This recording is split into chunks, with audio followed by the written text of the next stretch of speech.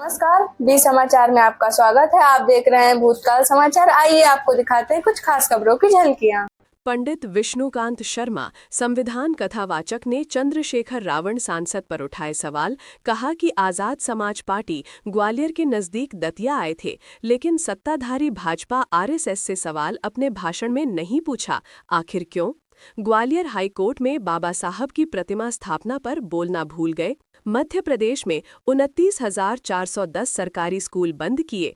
अब SC, ST, OBC और गरीब परिवार के बच्चे कैसे पढ़ाई करेंगे? बाबाओं द्वारा देश की बेटियों और महिलाओं के अपमान पर बोलना भूल गए। मध्य प्रदेश में आदिवासियों और दलितों पर अत्याचार में पिछले 5 साल से माप्र टॉप पर है और रिपोर्ट अनुसार लगभग 4,884 मामले दर्ज हुए, पर उन पर बोलना भूल गए या भुला दिया। संविधान निर्माता डॉक्टर भीमराव अंबेडकर जी का कहना था, शिक्षा वो शेरनी का दूध है जो जितना पिएगा उतना दहाड़ेगा। लेकिन जब सरकारी स्कूल बंद और मूलभूत सुविधाएं नहीं होंगी तो बच्चे कहाँ पढ़ेंगे? संविधान निर्माता बाबा साहब अमर रहें। मेरा मन बहुत दुख। साथियों, अभी हाल ही में आप लोगों ने देखा कि दतिया में माननीय चंद्रशेखर जी सांसद आए और मुझे बड़ा अचंभा हुआ जब उन्होंने उस पूरी सभा में ग्वालियर हाईकोर्ट में बाबा साहब की प्रतिमा के विषय में कोई चर्चा नहीं की। तो मुझे बहुत चिंता लगा इस बात का कि आखिर क्या वजह है, क्या वो भूल गए इस बात को। फिर मैंने सोचा कि बाबा साहब का जो सपना था वो क्या सपना था, बिना भेदभाव वाला भारत बने, शिक्षित भारत बने। तो अगर हम बात करें मध्य प्रदेश की, तो मध्य प्रदेश में अभी हाल ही में 29,410 सरकारी स्कूल बंद कर दिए गए।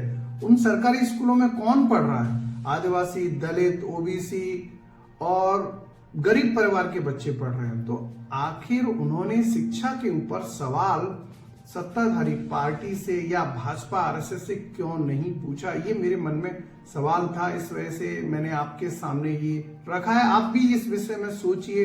फिर मुझे ख्याल आया कि उस पूरी सभा में अभी हाल ही में किस तरह से धर्मगुरु जो है बेटियों और महिलाओं का अपमान कर रहे हैं और उनके विषय में कोई चर्चा, उन्होंने कोई सवाल नहीं पूछा।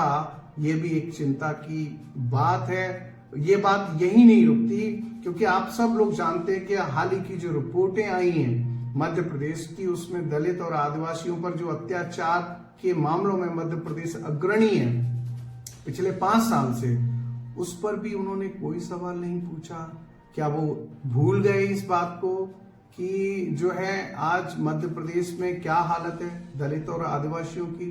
ये सवाल पूछने की जरूरत थी और ये नहीं पूछे तो मेरा मन दुखी हुआ। इस वजह से मैं ये सीधा सवाल आपसे पूछ रहा हूं, आपकी क्या राय है कि आखिर माननीय चंद्रशेखर जी ने ये सवाल जो है सत्ताधारी पार्टी से नहीं पूछे अपने सभा में? अभी हाल ही में वो दतिया आए थे। आप लोग जरूर बताइएगा कि आपके मन में क्या चल रहा है। जय जय संविधान। मैं पंडित विष्णुकांत शर्मा, संविधान कथावाचक, ग्वालियर से।